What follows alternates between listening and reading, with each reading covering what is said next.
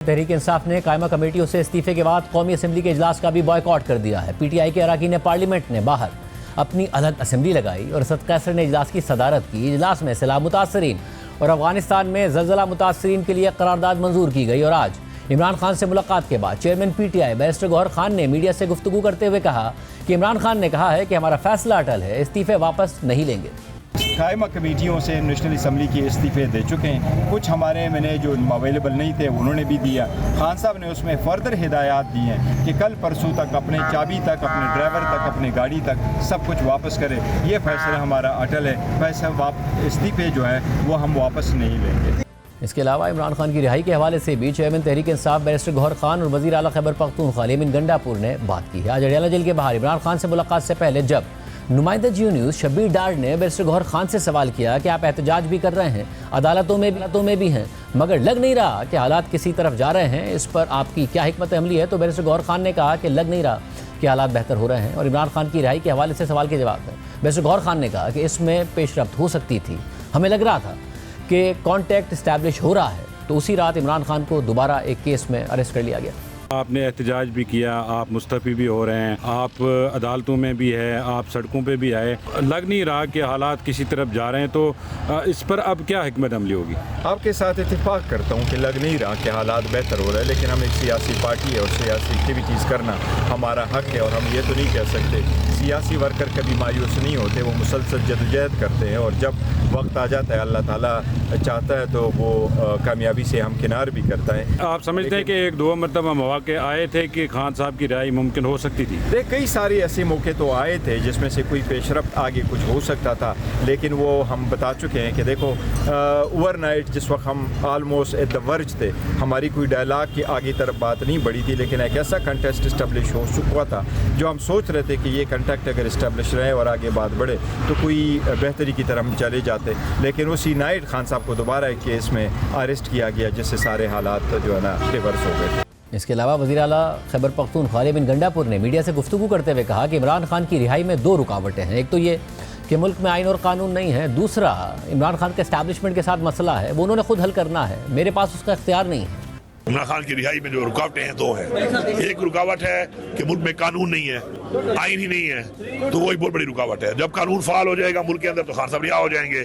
दूसरा ये है कि खान साहब का जो है इस वक्त जो मसला चल रहा है एस्टेब्लिशमेंट के साथ, वो मसला हल हो जाए, वो खान साहब ने खुद ही करना है, सारी बात है, मेरे पास तो इख्तियार उसका है नहीं।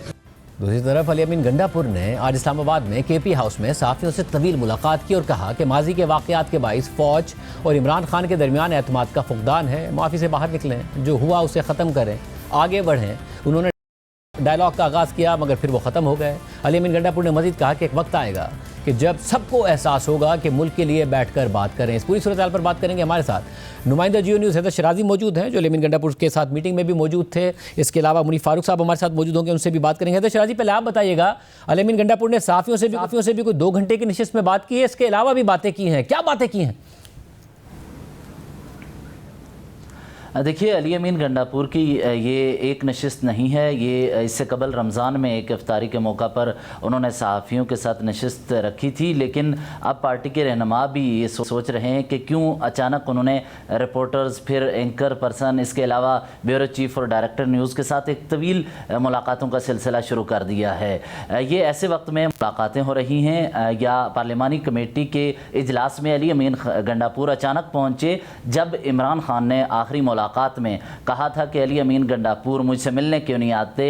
और दूसरा ये कि बानी PTI ने पार्टी की सीनियर क़यादत पर तहफ़्फ़ुज़ात का इज़हार करते हुए कहा था कि मैं महमूद खान अचकज़ई को और दूसरा इस अल्लामा नासिर अब्बास को अपोजिशन लीडर लगाने जा रहा हूँ। इस दौरान जब बानी PTI ने अपनी पार्टी के रहनुमाओं पर तहफ़्फ़ुज़ात का इज़हार किया तो अचानक पार्टी के रहनुमा हमें नज़र आ रहे हैं कि वो मोबिलाइज़ हो रहे हैं और पार्लिमानी कमेटी के इजलास भी बुलाए जा रहे हैं। और गुज़िश्ता रोज़ KP हाउस में ये मीटिंग बुलाई गई, पार्लिमानी पार्टी की मीटिंग, जिसमें अली अमीन गंडापुर शरीक हुए और कहा कि पार्टी के अंदर से भी मुझे हटाए जाने के हवाले से आवाज़ें आ रही हैं। और उन्होंने इस खदशे का इजहार किया कि अगर ऐसा हुआ तो आपको मैं बता दूं कि मुझे 22 से ज़्यादा MPAs के बयान हल्फी दिखाए गए या मैंने देखे, जो कि जिनके बयान हल्फी मौजूदा ताकतवर हलकों के पास मौजूद हैं, और मैं इस वक्त इसलिए भी ज़रूरत हूँ उनकी क्योंकि अफ़गानिस्तान में और खैबर पख्तूनख्वा में सिक्योरिटी की जो सूरत हाल है, इसमें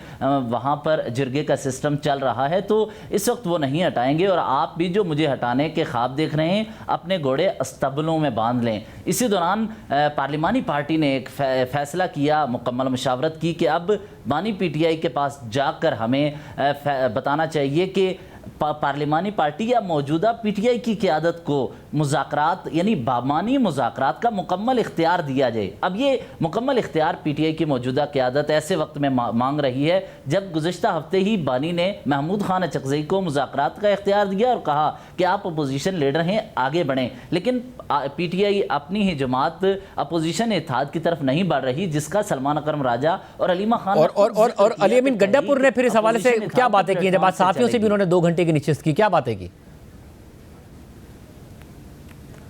आज उन्होंने कहा है कि 2018 में कुछ गलतियां हुई और जो सियासी गलतियां हुई हैं वो दोबारा नहीं होनी चाहिए। राना सनाउल्लाह पर जो मुकदमा किया गया वो भी गलत था। उन्होंने कहा कि सदारती निज़ाम की बाज़गश्त है। जब सवाल किया वहाँ सहाफ़ियों ने तो उन्होंने कहा कि अगर ऐसा होता है तो ये दुरुस्त है, और ये जो सदारती निज़ाम है तो बानी पीटीआई वो इलेक्शन में आएंगे तो इससे जीत सकते हैं, मुल्क भर में उनकी पॉपुलैरिटी है।